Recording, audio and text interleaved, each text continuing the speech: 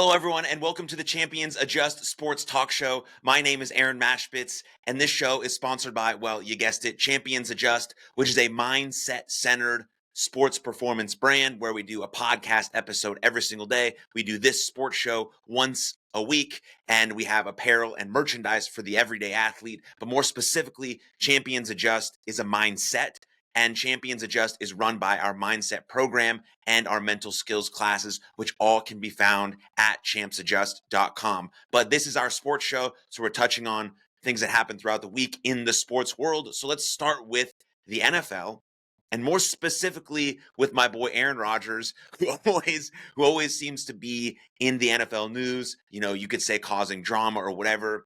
But let's start with Aaron Rodgers, right? Aaron Rodgers, we all know, had a pretty average 6-12 record with the New York Jets this season, and the star quarterback will once again spend his offseason, contemplating his future in the NFL. At 41 years of age, the Green Bay Packers legend is now hoping to find one last stop on what has absolutely been a Hall of Fame career. I have him in top 5 best quarterbacks of all time. Of course, that can be argued, but you just look at him, the way he plays, his career numbers, 4 MVPs, Super Bowl, his ability to do things with the football that not a lot of other quarterbacks can do. I have him in top 5 best quarterbacks of all time. But yes, following a lackluster 2024 regular season, it's safe to say that his employment won't be as easy as a sale sort of this second time around.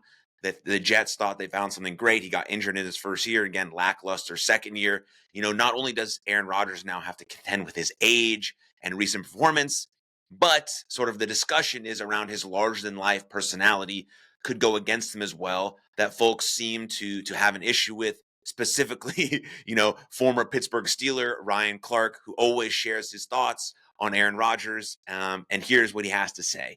He suggested that the diva-like persona of Rodgers is a major roadblock and a major drawback. You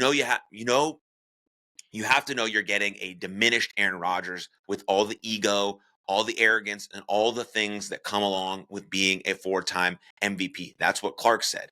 There will be a lot of demand. There will not be a lot of demand for a 20-year veteran service, felt Clark. He justified this belief by explaining Rodgers can't play the role of mentor and leader in a team to build a positive culture correlating with a coach's vision. This is how Ryan Clark sees Aaron Rodgers. Whether that's true or not, we don't know. But I'm not sure I agree with this at all, but Clark at this point really doesn't like Rodgers, and everything that he seems to say seems to be personal at this point. I don't even know if he's doing an unbiased sort of review of Aaron Rodgers.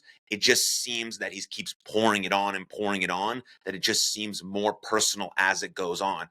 And I just don't understand that sort of unbiased take when you're supposed to be reporting on sports, and now you're basically talking about Aaron Rodgers' you're personally attacking him. You're not thinking about what he might be able to do for a team, his veteran status. You simply just don't like the guy. And he continued to say, right, nobody cares about Aaron Rodgers' numbers. Can Aaron Rodgers fit into a building, locker room, and a locker room that's looking to gain a culture, acquire a culture, and become a culture? That's where you have to worry about, elaborated Clark. And I do agree about the culture part in terms of that's extremely important in terms of winning consistently at a very high level, whether that be in the NFL, the MLB, it doesn't matter. You have to create a culture of winning and consistency. I don't care if Rodgers can throw footballs or score touchdowns. I care if the young people in the locker room are going to listen to my message, that my quarterback, my veteran, is going to communicate that message in the exact same way that I do. That's what Clark also added. Now, some of his points might be relevant and some of his points do make sense, but I think they're clouded by the fact that he's just personally attacking Rodgers over and over and over again. And so I think it misses the mark because it looks so personal. And after throwing 11 interceptions and posting the worst passer rating of his starting career, Rodgers certainly hasn't done himself any favors in terms of numbers either. And so while all of this is but certain that a franchise will make a deal with the former Super Bowl champion, the four-time MVP. The quality of both the contract and the play of Rodgers, of course, remain uncertain. That's why we're talking about it. However, many believe that Rodgers still has plenty of games left in him. I would love to see Aaron Rodgers have one really, really great season and then go out in whatever way he wants to go out, what's best for him and his family and how he thinks that he might approach it. But if he still wants to play, he still has passion for the game. And clearly, you saw some glimpse of it late in the season with the Jets that he can still get it done. Yeah, of course, he needs the right parts around him. Every great quarterback needs the right parts around him. And Rodgers is no different. And so maybe he finds that next season, right? You have everyone from the Cleveland Browns and the San Francisco 49ers to the Los Angeles Rams could make for potential suitors. I'm not sure if Rodgers wants to be a backup or if Rodgers wants to have limited time or if he just is only going to a place where he can be a full-time starter, because there is that mentorship aspect. Regardless of what Ryan Clark says, he did do that for Jordan Love. Him and Jordan Love do have a good relationship still to this day, I believe. Of course, I don't know Rodgers personally, but I assume based on the things he said and how him and Love got along, like all of that stuff in the media about them hating each other was just drama, right? NFL is entertainment business and they have to create drama. That's why Clark is on all of these ESPN shows creating drama. But from the people you talk to who really personally know Aaron Rodgers, they see him as a good guy. They do see him as a mentor and a leader. But he just comes with a lot of stuff that's unnecessary and that's been sort of put on him. And so he may not possess the same kind of drawing power that he once had, but the name value and veteran experience of Rodgers alone should be enough to secure him one final contract in the NFL. I don't know if you can tell, maybe I'm biased in the opposite direction of Ryan Clark, but I really do love Aaron Rodgers. I love the way he plays. I think just from hearing him talk about the people in his life that he's close to, that they love him, he cares for them. He seems to treat people that he has good relationships with really well. And then the people who don't really know him just project stuff on him, like everyone else who's in the public eye. So there may be things that are true and aren't true based on that stuff. So I may be totally wrong about Aaron Rodgers, but I do think he has one really good NFL season left. And I would love to see him get into the playoffs and maybe produce some magic in the playoffs to shake things up in the NFL. I don't know which team is going to have him, but I just want to defend him in a sense against, I think what Ryan Clark is doing is just personally attacking him. Now, critiquing someone is totally fine. Not thinking that they may not be able to create a great culture or they may not be a good mentor is totally a fair critique, but just continually going after someone like that, it just seems to be unnecessary. But I may be wrong, of course. And so let's also next talk about someone who's sort of continuously put themselves in the news with their notoriously extreme takes, some really awful takes, and that's Cam Newton, right? He's the former Carolina star quarterback. Cam Newton doubled down on some recent comments that the Panthers had a locker room full of losers before drafting him with the first overall pick in 2011, saying his remarks were aggressive but true. Newton said during his 4th and 1 podcast that he was referring to the team's performance as a whole, not individual players. And then he went on to say also, when did we become so sensitive? Newton said, when did we become so sensitive to really speaking what the reality is? A locker room full of losers, aggressive, but true. And then several former teammates, including very good and star wide receiver Steve Smith Sr., took some exception to the comments Newton made during an appearance on a podcast with Colorado wide receiver and quarterback Travis Hunter leading up to the Super Bowl. He spoke about the pressures Hunter may face if he is drafted with the number 1 pick. Newton told Hunter he has no way of impacting the game the way a quarterback does, and added, I went into a locker room full of losers, just honest. Guys didn't know how to win. Guys didn't know how to prepare. They didn't take themselves serious to realize we were 2-14. There was a lot of 2-14 in the mentality of those guys. Those comments didn't sit well with Smith, the most productive receiver ever to wear a Panthers uniform and one of 15 finalists for the 2025 Pro Football Hall of Fame. A member of the 2010 team, he made his feelings clear through several posts on X. 53 men, locker room, -1 equals 52 losers. Wow. Breaking news to 89, Smith posted along with some angry-faced emojis. Clearly, he was not happy. Newton said he has no quarrel with Smith and understands why he took exception. But he wasn't backing down. I'm not specifically talking about those guys, Newton said on his podcast. I'm talking about the culture that was there prior to me coming to the locker room, and it was full of losers. It was a loser's mentality. Again, you hear that word culture again. We're going to dive deeper into that in a second, but I wanted to create some context with these two stories about Aaron Rodgers and Cam Newton, where culture is mentioned a lot. Newton said the Panthers still had it his first two seasons when they went 6-10 and 7-9. He also said he needed to learn how to win in the NFL. Things started to come together in 2013 when Carolina went 12-4 before losing to the San Francisco 49ers in the divisional round. The 2015 went 15-1 and made the Super Bowl, with Newton winning league MVP honors that season. It is me saying like that, oh, when I came, I made everything better. He said, no, I never said that. What I said is when you're drafted number one, you're going to a bad football team. That's just facts. And the point that I was trying to tell Travis Hunter, you see what I'm saying? For me, everybody is taken back like, oh, Cam said this. Bro, it's the truth. It's the truth. That's what Cam Newton said. And the reason that I bring up Rodgers and Newton is because they're both related, right? We talked about this. Culture is everything if you want to win consistently. And that's mostly what Ryan Clark is critiquing Aaron Rodgers about, that he doesn't create a good culture, even though the culture for the Green Bay Packers the whole time he was there was really good, was really, really good. There was a little tension I think that was media created when Jordan Love got drafted. Of course, you need a future quarterback, just like they drafted Aaron Rodgers when they had Brett Favre. I mean, some of those things are totally fine. And then the critique about Cam Newton is he's saying that they had a loser's mentality. In one of our shows, we talked about Pat McAfee critiquing the Indianapolis Colts for having a loser's mentality. These things are true. Everything predicated in your organization is based on your culture. And it starts from the top, setting a standard of what you want to do and how you want to do it. Culture isn't, again, like Dr. Michael Gervais says, isn't about posting some catchphrases on the wall and then letting them go. It's about how you act. More things are caught than taught, which means you have to line up your words and actions if you want to create a culture that's consistently about winning, resiliency, and mental toughness. Because everyone in the NFL, MLB, NBA is essentially at the same skill level. Like, of course, there's guys who are better than others, but sort of the median and the average is all about the same. Of course, you have your LeBrons and your Shohei Ohtanis and your, Patrick Mahomes, who are just a little bit better than everyone else. But generally speaking, people are on the same set of skills. So why do some teams win more often than others? The reason that happens is the culture they create. It's from every person in that building, from the person who, gets the water bottles to the GM, right? Everyone is on the same page. Everyone's nose and toes are headed in the same direction. We're trying to get group flow. Flow is the optimal state that a human being can be in. That's the optimal state we want to be in when we're in performance. And you can have group flow, and group flow triggers. One of those triggers is a shared vision and a shared mission. So if everyone knows what direction they're going in and why, that's very important, and why they're going in that direction, and then every single person knows exactly what their role is, and their only job is to execute that role to the very best of their ability,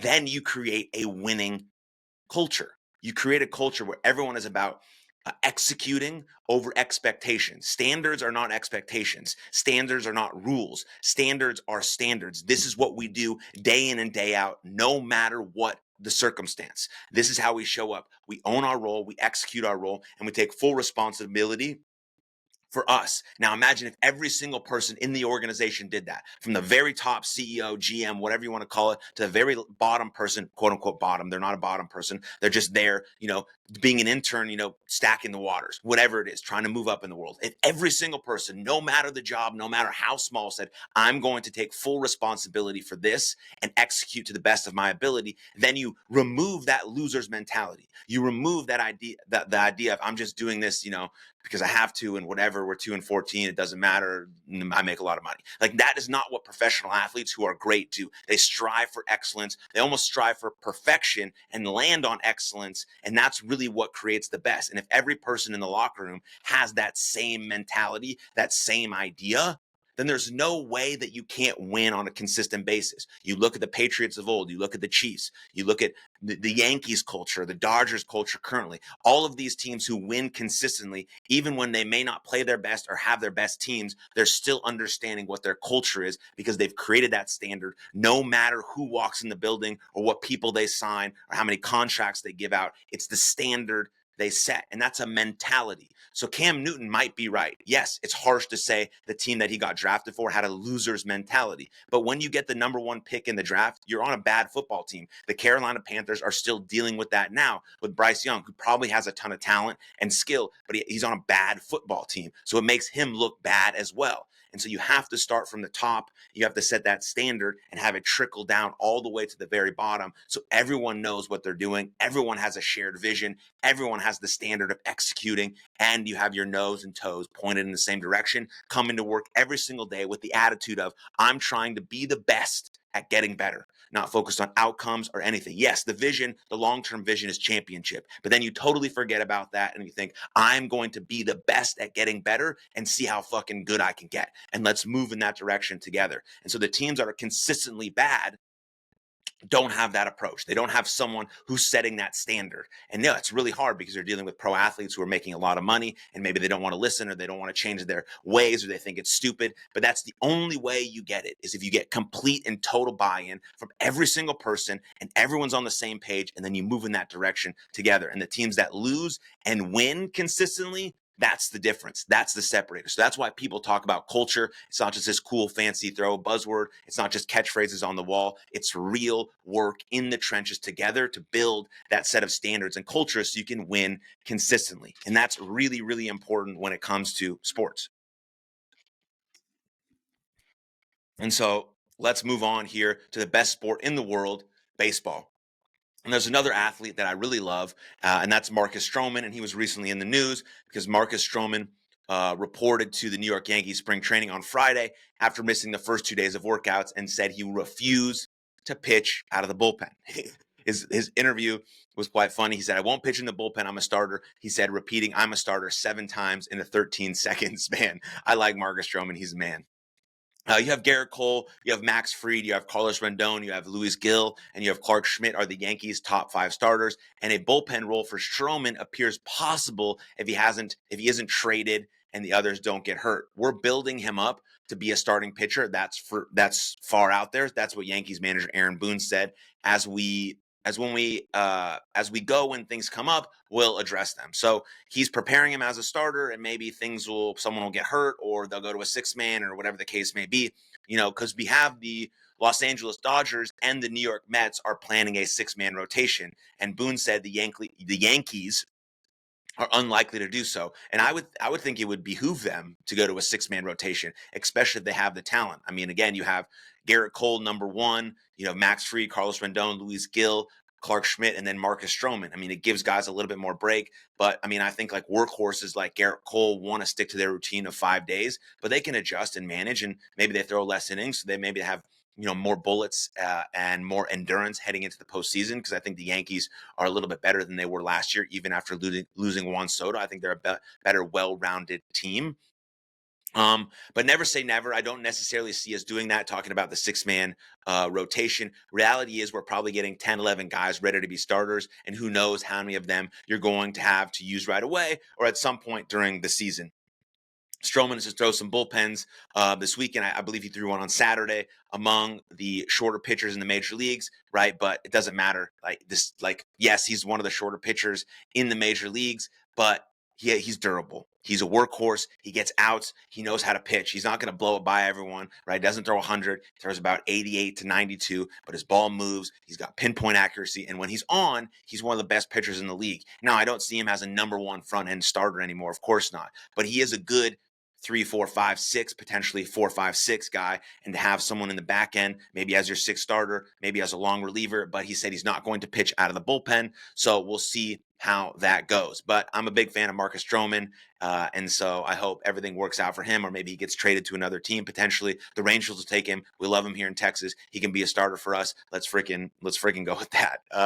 But then you had Alex Bregman and Nick Pivetta became the latest free agents to find new teams, agreeing to deals Wednesday with the Red Sox and Padres, respectively. Alex Bregman finally signs that deal with the Red Sox. He's got like a career, 389 average at Fenway. That's a huge, really big get for the Red Sox. They're a much better team than they were last year. So I think that Yankees-Red Sox rivalry is going to be awesome. And so a number of free agents still remain available, but the MLB.com's entire top 25 free agent list has been taken off the board. And so maybe let's look at some current players who could be candidates to sign contract extensions with their current clubs, right? But keep in mind, extensions can happen for a number of reasons. Some clubs look to lock up young talent years in advance of free agency, while others could just try and sign their players headed for free agency next offseason. But before we get into that, one of those guys that was potentially available for that contract was left-handed pitcher Cole Ragans, and the Kansas City Royals are in agreement on a 3-year,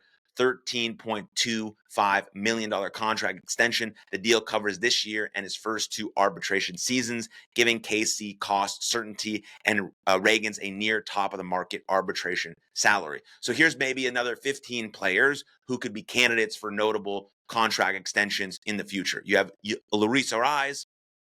He's eligible for free agency after the 2025 season. You have Hunter Brown, right-handed pitcher for the Astros, eligible for free agency after the 2028 season. Lawrence Butler of the Athletics after the 2029 season. Garrett Crochet, left-handed pitcher for the Red Sox, eligible for free agency after the 2026 season. O'Neal Cruz, who's age 26, who's eligible for free agency after the 2028 season. You have Brennan Doyle. Who else? You have Logan Gilbert, who's eligible for free agency after the 2027 season. Looks like he'll probably get a massive contract if he continues his upward sort of trajectory. Riley Green of the Tigers, very young, 24, eligible for free agency after the 2028 season. Vladimir Guerrero Jr. is an interesting one. Because he's with the Blue Jays right now. He's age 26, and he's eligible for free agency after the 2025 season. The Blue Jays have already tried to extend Guerrero with a reported offer of more than $300 million, though the gap between the two sides appears fairly wide. Guerrero is said to be seeking a deal worth more than $400 million, which would be more than twice as much as the top first base deals in recent history. You know, Juan Soto's $765 million contract with the Mets blew the roof off the market for top young hitters, with Guerrero at the top of the list for beneficiaries. I don't think that Guerrero is worth even close to that amount of money. He literally has barely one tool. He can't play defense. He's not going to steal bases. He's just has one tool. He can sometimes hit the baseball. And it's not like he's had monster years every single year. I don't even think he's come close to being worth $400 million. I think $300 million is also a lot, depending on how many years that's worth. But again, like I said, the Juan Soto deal sort of blew everything out of the water. So freaking Vladimir Guerrero Jr., who's a one-dimensional baseball player, might get an absurd contract, whatever. You know who's not a one-dimensional baseball player is Jackson Merrill, who had a great rookie campaign. He's age 22. He's eligible for free agency after the 2029 season. And if he has some really amazing years and keeps this upward trajectory, he might get also a massive contract. And then you have Cal Raleigh of the Mariners. He's eligible for free agency after the 2027 season. And then an interesting one is Kyle Schwarber, who's a DH for the Phillies, and he's eligible for free agency after the 2025 season as well. He's entering his final season of his 4-year, $75 million contract. So is Real Muto. And so it'd be interesting to see what the Phillies do with those two guys after the 2025 season. This might be their last chance to really make a run because Trey Turner's also getting older. Bryce Harper's getting older. Schwarber's getting older. Real Muto's getting older. Zach Wheeler's only going to have, as much as he can go, being one of the best pitchers in baseball. So I'd really like to see the Phillies make another run for it this year. Maybe dethroning the Dodgers in the National League Championship Series, which would be awesome. I'd love to see a Phillies Rangers World Series. That'd be very cool. So we'll see what happens in that regard. And then you have another young stud in Adley Rutschman, who's eligible for free agency after the 2027 season. And then Kyle Tucker, who you just saw sign with the Cubs. They're probably going to look to sign him for a big contract, but he's eligible for free agency after his 1-year deal with the Cubs after the 2025 season. And so, I just wanted to mention some of those guys so we can look at those contracts coming up, who's going to sign the arbitration deals, the free agency deals, all that sorts of stuff is very interesting to watch because we know that baseball is back. We absolutely love baseball. Baseball is the best sport in the whole world. I hope everyone listening and watching this show loves baseball and tunes in because it's a beautiful, beautiful sport. And really think about what I said about, Rodgers and Cam Newton, and also Marcus Stroman. It all has something to do with the culture of the team. And you don't have to play sports or think about sports or be in sports to understand culture. You have the culture of your family, the culture of your community, the culture of your business. All of that determines the success, the overall success and consistent success of that business, community, or family. So think about that. Think about the things I said. And that's all I have for you this week on the Champions Adjust Sports Talk Show. Remember, this show is sponsored by Champions Adjust, which is driven by our mindset program and mental skills classes. So head over to champsadjust.com for all things Champions Adjust. And thanks for tuning in. I'll see you next time. Lots of love. Cheers.